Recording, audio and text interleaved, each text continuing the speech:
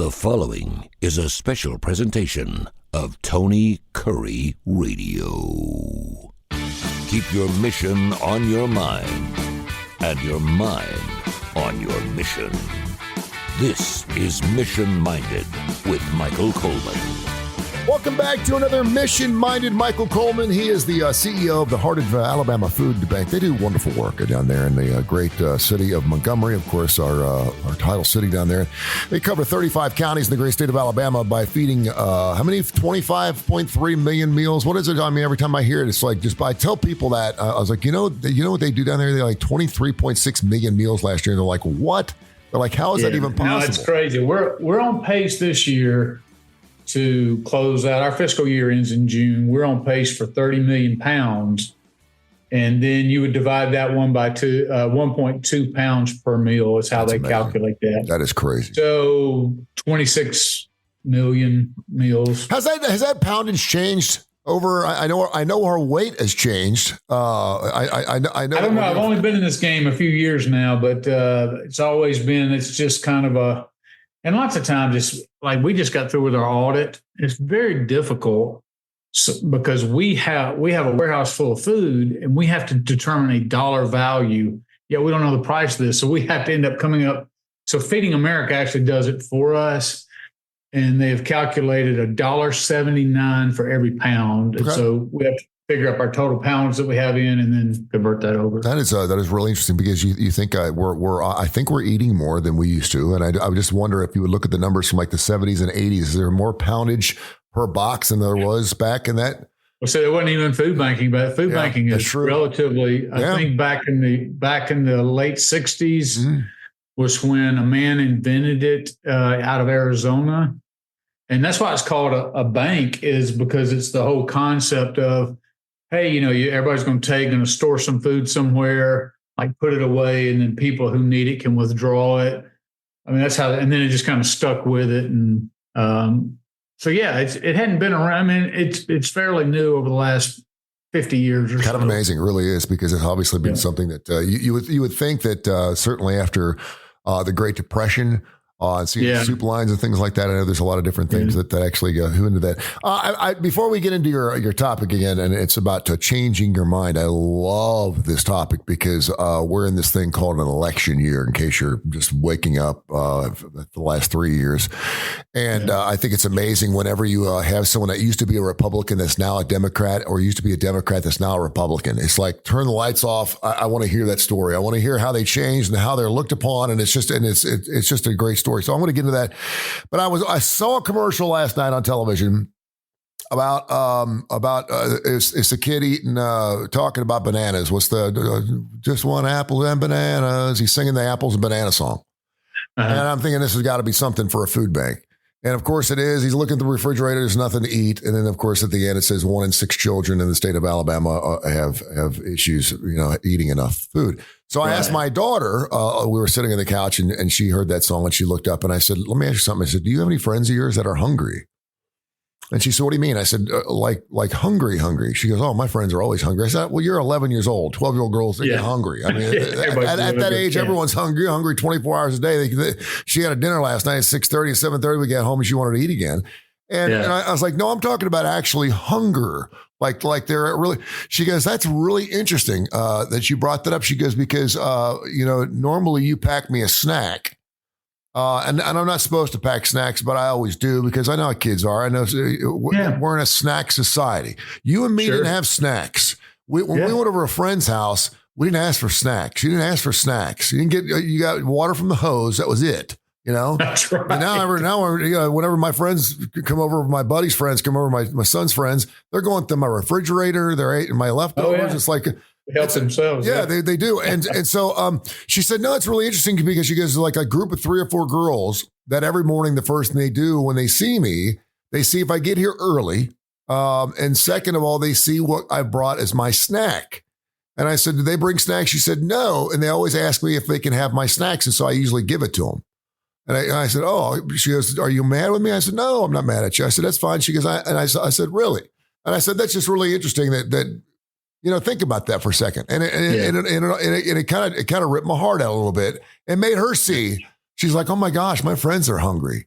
And you never even think about it because it's not your experience. So you wouldn't think. She thought, well, I thought maybe they just didn't have time to eat breakfast in the morning. Or maybe their parents don't have breakfast in the morning. They're like, you'll be fine. Just get something to eat at school. And just get them out. You'll find something there. But can you just briefly talk about that? Because I had heard 1 in 5. I think we talked about it on the show, but 1 in 6. But when you talk about hunger, what are you talking about? You're talking about they're not getting the nutritional value they need at their age, correct? Yeah. So so many kids look at, and it's interesting we're talking about changing our mind because I actually had a different opinion of the whole school meal programs many years ago. I would say 30 years ago, my view was completely different on this. Like, why is government getting involved in feeding families? If you can't feed your family, you shouldn't have kids, all that kind of stuff. I took a very black and white hard line on that. But when you have a situation like there's so many kids who eat breakfast and lunch at school. And in Alabama, you can actually even get a supper meal as long as it's tied to educational enrichment. The problem is there's too many kids who go home at night to literally, and then there's nothing that I see that I want to eat. There's literally nothing to eat. And they don't get their next meal until the next morning. And so the problem with that is you don't come in typically as a child and you're embarrassed by it. Mm-hmm. You know that you're different than other people. So you don't come in and just open up about that. So anything that you're ashamed about, you kind of keep that close to the vest. You might tell a close friend. But you see it manifest itself in ways like you're hanging around people and you're like, oh, that looks really good. Or if they ever say, hey, would you like some of my sandwich or something? You never turn it down. Mm-hmm.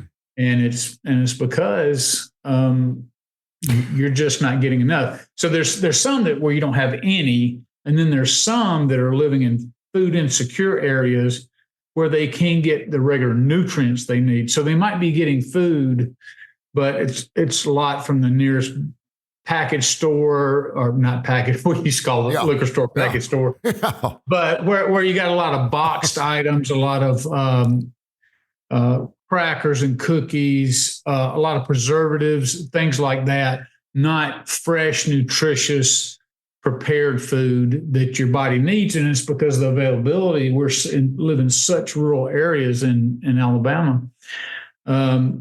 Sometimes you have to go 30 miles. Well, if you can't make ends meet, you can't spend the gas money to go 30 miles to get that food. And so there's just not an availability. And the people who end up suffering are the kids, regardless what you could say, well, the parents shouldn't do this, the parents should, all that kind of stuff. And maybe there's some legitimate points in that individually. But the bottom line is kids are not asked what environment they're to be born in. Yeah. They just have to deal with what they face. And we know for a fact that food insecurity, not having enough healthy food and not having enough good food or proper food is a cause for child trauma. Mm-hmm. And that bleeds on into adulthood. And it affects your mind, the development of your mind, your mental aspects, your physical, all of that. We just don't understand how important enough food is for kids. And if it can't be provided, I think we all agree that we want, okay, so let's say there's some blame for parents. Mm-hmm. But the bottom line is, do we want the children to suffer? And I think when we break it all down, we don't want to live in a society like that. We want to care for our neighbors and provide for our kids. And it's just an incredible challenge. If you're a good neighbor, depending on what your social economic situation is, where you live, what part of town you're in, what you do for a living, you usually know your neighbors probably within 2 or 3 doors down, I would think, in either direction. And what are some of the signs, or are you taught as the CEO of the Heart of Alabama Food Bank, are you taught the signs to look for in someone that you think is not getting the proper nutrition they should get for them and their kids or their family? And I can even throw that out. Do you feel like it's your responsibility to be looking for that? There's a lot of places, you just said it, they're embarrassed. Yeah. They don't want to ask for help. They don't want to ask for food. I've got one particular friend of mine that used to be a neighbor that was married, had 3 children. And whenever I would go out and cook something, I would usually always have a little extra. And I would just bring it over because we weren't going to eat it. My kids don't like to eat leftovers, and it's a first world problem, right? We don't eat leftovers. Like that's pathetic. Right. That's pathetic. We have people out there that don't have enough food to eat, and you won't eat leftovers. But I would take some over, whether it be ribs or whether it be, sometimes you do a huge Boston butt, you're not going to finish it all, and so and he really would appreciate it. And then I got to the point where I realized that most of the times that was their meal for the day. Yeah. And it was a friend of mine, and I would talk to him. He was working a regular job, didn't realize. And the only reason I know that he was having a hard time was because the power company was out. They cut his power off. And, it was the old, I must have forgot to pay my power bill. We've all been there. Certainly, hopefully not in your 40s and 50s, but maybe in your teens, your 20s. Is there anything you look for? Is there something you feel like as a Christian that you need to do in that particular case? Because most cases you will find out someone's life by talking with them on a regular basis, primarily being neighbors, because you get to know your neighbors and some of the intricacies of what they go through on a daily basis. But what's your feelings on that? It's as opposed to seeing a homeless man underneath an over-ramp, which you are a part of too, because you work for the Jimmy Hill Mission. But sure. From a responsibility standpoint, where's that land for you? Well, sometimes it can be very tough, especially when it's the first time. If you find yourself, I always revert back to my mind of the couple who both have worked their entire life and they're 60 years old, and one of the spouses gets cancer and can no longer work, is going through treatment and needs full-time care, but the husband can't afford it. So the husband quits his job to stay at home and take care of the wife. And so for the first time, they work their entire lives, but for the first time, they find themselves in a food line asking for assistance. That's incredibly degrading to them because they never would have imagined things would be so bad. They need to be in a food line asking for support. And so it's not, people, I don't think, understand. If you grow up in generational poverty and maybe you're used to getting assistance, there's not a stigma there. So people think, people are just perpetuating dependency. They don't care anymore. They're not embarrassed to stand in line. I don't want people to be embarrassed to stand in the line, because the vast majority of people are people who are working. Over 70% of those who are standing in a food line are people who are currently employed but can't make ends meet. And so I'm not going to spend my time trying to root out 2 out of every 10 people who might be in a perpetual dependency state. And who's to say I'm not going to take care of them either, because I don't know all their circumstances and all what's led up to that. And that kind of leads into our topic, which is just kind of how my views have changed. And my views have changed. Kind of the source of this whole topic that we're leading in is because I had to realize, wait a minute, I'm encountering new facts. And when I've encountered if I'm going to be an intellectually honest person, then that means when I acquire new facts, I have to then add those to my experience or through the lens by which I filter information. And wherever that leads me, then I think to be intellectually honest, I have to go. Now, I will tell you, I grew up in a conservative household, a divided household. My mother and father divorced very early, but they were both very conservative. My mother was very compassionate. My dad was less so. He would tell you, I vote 2 issues, guns and taxes. That's all I care about. Tell me where you're on guns and taxes. You try to take my guns or try to take my money, sure. I'm not voting, whatever. Yeah. So I grew up in that. And so I grew up typically voting Republican because that was just the side of the aisle that I filtered everything through that. And when I was in my 20s, everything was black and white. And I remember saying, when an issue would come up, I would not budge to look at that issue through fresh eyes. I would look at it and go, okay, what should I as a Republican believe about this issue? Yeah. I hear you. And so what ends up happening is I twist the issue to fit within my political purview. Now, The Democrats are just as guilty as Republicans. I mean, this is not a one-party problem. This is a societal problem, and it's not just within political. We do it in terms of how we look at faith and our perspectives on God. Just all aspects of our life and our society. But what I began to learn is that, when I'm looking at black and white and I'm looking at a policy and I'm like, look at how much money we're spending. Yep, we need to slash welfare. We need to slash food stamps. We need to slash this, slash that. And then I get knee deep in it. It becomes my life. Mm-hmm. And then I begin to see all these shades of gray, that I'm not in a black and white world, because I'm like, okay, I'm faced with the humanity and all the things that are going on in that individual's life, most of which are a result. You could say, yes, well, they're making choices. Yes, that's true. They have made some bad choices.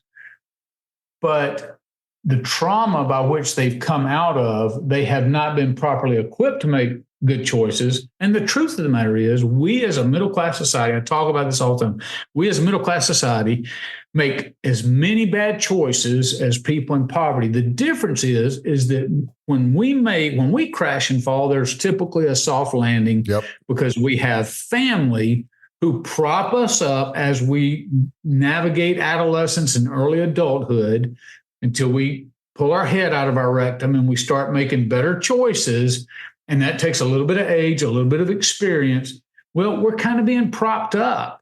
Now, imagine if the people propping us up did not exist. Well, that's what's happening oftentimes in poverty. They're making the same bad choices, but it's amplified when you do it in poverty because there's not a support system. The only support system they have are governmental support systems.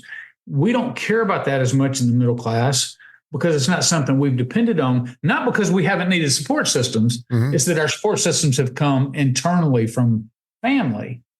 And so it's really caused me to say, look, if I want to be, and when honest, I've got to look at it and say, what is the right thing? And then change my view and not feel like I'm a hypocrite or waffling.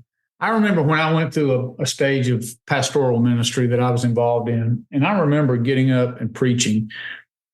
And when I was coming to terms with this, and this was 20 years ago, I was coming to terms with this very issue. And I remember standing up and preaching to the audience, and I said, I'm telling y'all something right now, is that everything I'm telling you today, I believe 100%. But I'm almost 100% sure that in 5 years, I would not preach this same sermon. You said because in 5 years, I'm going to grow close. My goal is to grow closer to God through faith. Mm-hmm. I'm going to have more experiences with those who are suffering in the world. It's going to shape my viewpoint. And so it's going to help me better understand how I need to, my perspectives and my life needs to change for the benefit of others. Now, that caused some people to cringe because they're like, no, we have the truth. We know the truth. We're sticking with the truth. And I'm like, yes, I don't think anything's going to change my view overall that God exists and that my views on scripture and things like that. But inside of that, I continue to grow. I'm now 58. I continue to grow when I read, because I've recognized that it's okay to change. It's necessary that you literally cannot grow without change, both physically, emotionally. And that means we have to sometimes abandon and have the courage to abandon concepts that we now know are false, rather than trying to mold the concept to fit our comfort zone and our view. Well, and according to this article, and it's a great article, talk about people that change their minds can be looked upon as wishy-washy. You can be looked upon as a hypocrite. It really kind of depends, I think, on when you're changing your mind and what you're changing your mind on. I think it's really fascinating because there are some things that, quite frankly, there is no budge. Right. Moralistic issues like abortion. Maybe gun control. So some of our bigger issues are things like, I'm not changing my mind. This is the way I feel, and you're not going to get me to change my mind. So don't even come talk to me about that. Or a political party.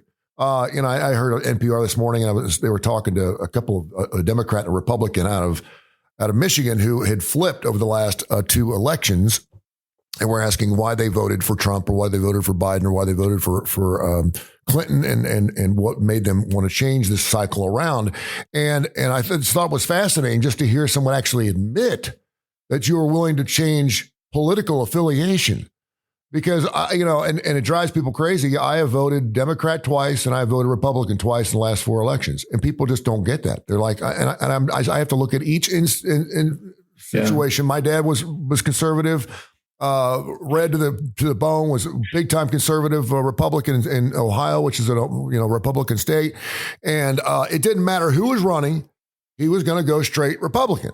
I remember hearing those words, straight Republican. I always thought straight Republican was a person that was not gay, who was conservative, because they said they were straight Republican. Oh, you mean you're not gay? Yeah. No. I mean, I'm voting straight Republican. So he didn't even have to look at the issues.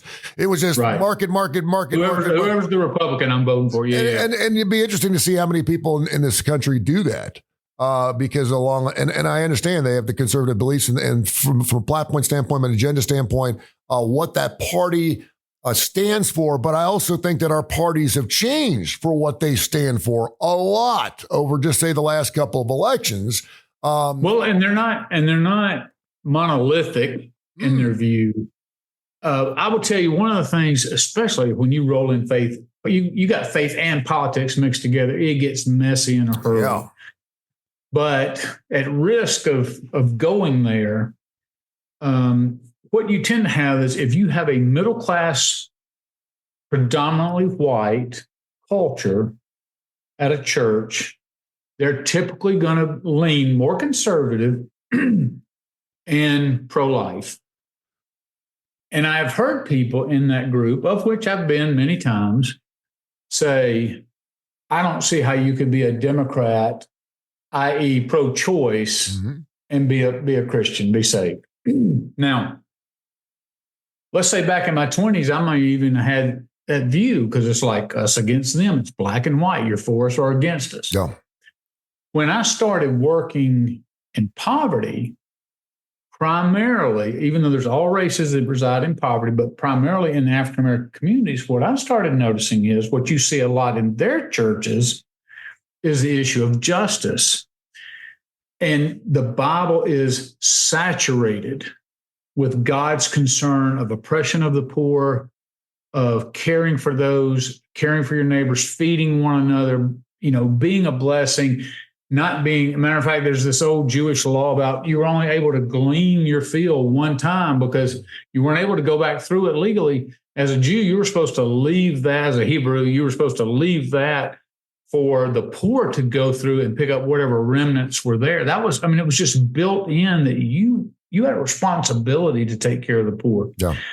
And so I get it that when you have gone through the civil rights movement and then all the challenges of the past where you were prohibited from voting, you didn't have any representation in politics and police force, all that kind of stuff, all the abuses during Martin Luther King, I understand why justice is a big deal. And so they say, well, wait a minute. I get that you're pro-life. We're not necessarily pro-choice, but we're Democrats because Democrats, at least stereotypically, are concerned more about the justice issue. And that affects this population just like over here.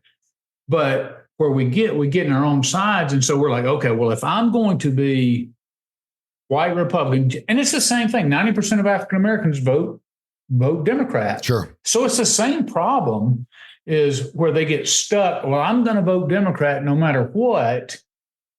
And it's because we will not be honest enough with ourselves to look at what's going on and say, is this the right thing? And form our opinions, not based on what people are feeding us, but based on our own ethics, and to do, if it's faith-based, to do what we believe God is leading us to do, even if that. And so I've stepped away very clearly from the Republican Party. It doesn't mean I never vote Republican. It doesn't mean I wouldn't vote Democrat.